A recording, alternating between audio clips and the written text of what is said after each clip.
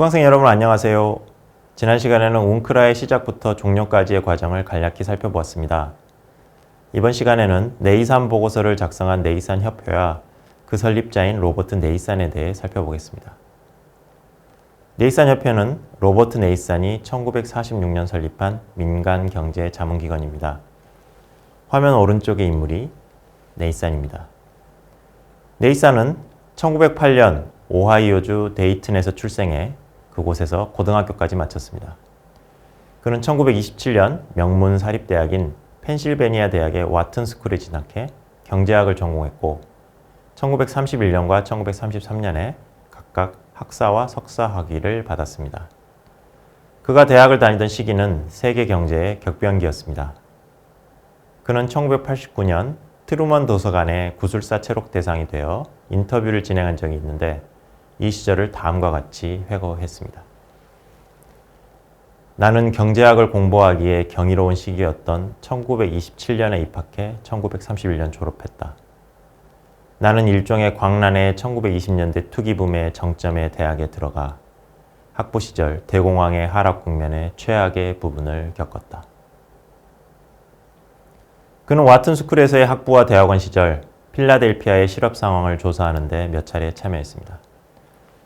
그 보고서 중 하나인 필라델피아 실업의 사회 경제적 특성은 담당 교수인 프레드릭 듀허스트와 그의 공저로 발간됐습니다. 네이산 이로부터 현지 조사의 경험을 쌓을 수 있었고 당시 암울했던 경제 상황도 실감하게 됐습니다. 인터뷰에 따르면 네이산은 1946년 1월 네이산 협회를 만들면서 브로셔에 상아탑을 벗어난 새 걸음이라고 적었다고 합니다. 그중 첫 번째 걸음이 불황과의 전쟁이었는데 1930년대 들어 경제학계가 진정으로 현실 경제에 영향력을 발휘하게 되었다는 것입니다. 그에게는 이 조사 경험이 바로 그 시작이었습니다. 제가 2016년에 네이산 협회 홈페이지에 접속했을 때는 협회의 역사를 소개한 페이지에도 그러한 내용이 적혀 있었습니다만 아쉽게도 지금은 사라진 것 같습니다. 네이산의 상아탑을 벗어난 첫 번째 걸음은 그의 다음 경력과도 연결됐습니다. 1933년 그는 상무부 경제조사과에 취직하게 되는데 그를 부른 것이 바로 보고서의 공저자였고 당시 경제조사과장을 맡고 있던 듀허스트였기 때문입니다. 네이산은 경제조사과에 들어가서 후에 노벨 경제학상을 받는 사이먼 쿠즈네츠 밑에서 일했습니다. 마침 1932년 미국 상원은 상무부에 처음으로 미국의 공식 국민소득 개정을 만들 것을 요구했고 상무부는 쿠즈네츠에게 이 작업의 지도를 부탁했습니다. 네이산도 참여한 이 작업의 결과인 국민소득 1929-1932는 1934년 미국 상원에 제출하는 보고서 형태로 간행됐습니다. 보고서의 감사의 글에 따르면 네이산이 담당한 것은 고용과 직업 소득에 관한 추계 작업이었습니다. 그런 보고서가 간행된 그의 경제조사과 안에서 국민계정 통계 작성을 담당한 분과의 장이 됐고 1936년 이 조직이 국민소득과로 확대되면서 과장으로 승격했습니다. 한나라 경제를 통계적으로 파악하는 훈련을 여기서 쌓았다고 할 수 있을 것입니다. 1940년에 그는 국방자문위원회의 조사통계국 부국장으로 자리를 옮겼습니다. 전쟁 물자 동원이라는 새로운 영역에 발을 들여놓게 된 것입니다. 1942년부터는 전시생산위원회의 계획위원회 위원장으로 일하기도 했습니다. 그는 국민계정 작성에서 축적된 경험을 전쟁 물자 동원에 적용했습니다. 완전 고용을 이루기 위한 GNP를 계산하고 거기에 맞도록 전쟁 물자 생산 계획을 작성했습니다.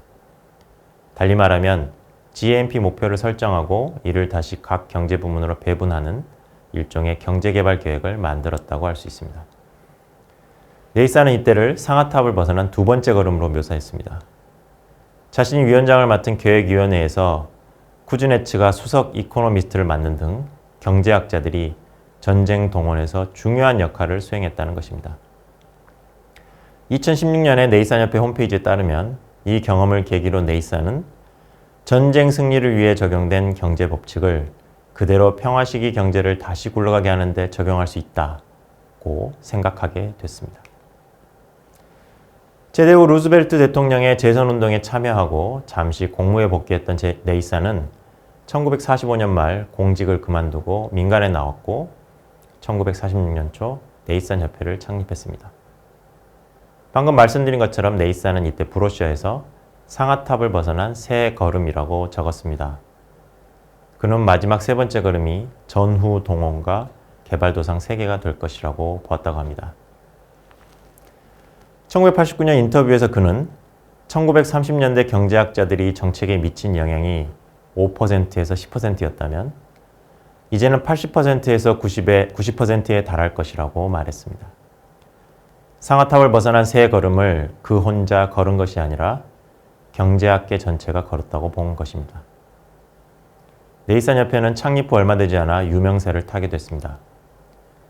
그해 12월 협회는 미국 산별노조협의회, 즉 CIO의 의뢰를 받아 1947년 전국 임금 정책이라는 보고서를 작성해서 공개했습니다.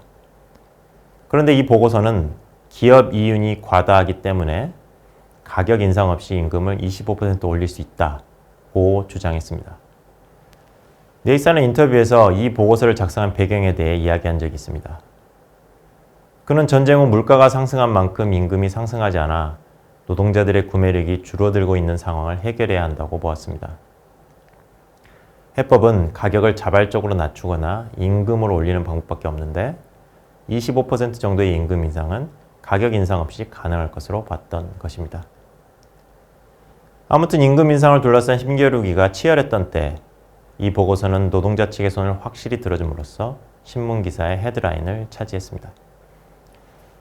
예를 들어 뉴욕타임스도 12월 12일자 일면에 25% 임금 인상이 CIO 보고서로 뒷받침되다 라는 제목의 기사를 실었습니다. 그와 그의 협회도 덩달아 좋은 쪽이든 나쁜 쪽이든 유명해졌습니다. 그런데 이 일은 나중에 그가 한국 경제 재건을 위한 보고서 작업을 맡게 됐을 때 이승만 대통령으로부터 공산주의 동조자라며 따돌림을 받는 이유가 되기도 했습니다. 1951년 네이산협회는 바다 건너의 신생 독립국인 버마 정부의 개발계획 작성에 일원으로 참여했습니다. 이것이 협회의 첫 번째 해외 자문이었습니다. 작업 결과는 1953년 버마의 경제적, 공학적 개발에 관한 종합보고서라는 약 850페이지 분량의 책자로 발간됐습니다. 보고서는 7개 파트, 24개 장으로 구성되어 있었습니다. 7개 파트는 서론, 경제와 행정, 농업과 관계, 교통, 통신, 전력, 산업이었습니다. 각 파트는 다시 1개 이상의 장으로 구성되어 있었는데 예를 들어 교통은 교통체계, 버마철도, 버마의 항구, 내륙수로, 해운, 항구와 수로관리, 고속도로, 항공로 등이었습니다. 산업의 경우를 보면 산업 간 관계, 광업, 제조업, 중소기업 개발, 임업과 기타 산업 등이었습니다. 경제 전반을 하나하나 다루고 있었던 것입니다. 네이산협회는 보고서 발간 후에도 1957년까지 버마의 팀을 체류시키며 자문을 계속했습니다. 네이산협회가 버마의 경제개발을 위해 고민하고 있는 동안 또 다른 해외 자문 요청이 웅크라로부터 들어왔습니다. 바로 전쟁이 끝난 후 한국 경제 재건을 위한 계획을 만들어 달라는 것이었습니다. 그 후 웅크라와 네이산협회 사이에서 일어난 일은 지난 시간에 간략히 말씀드렸습니다.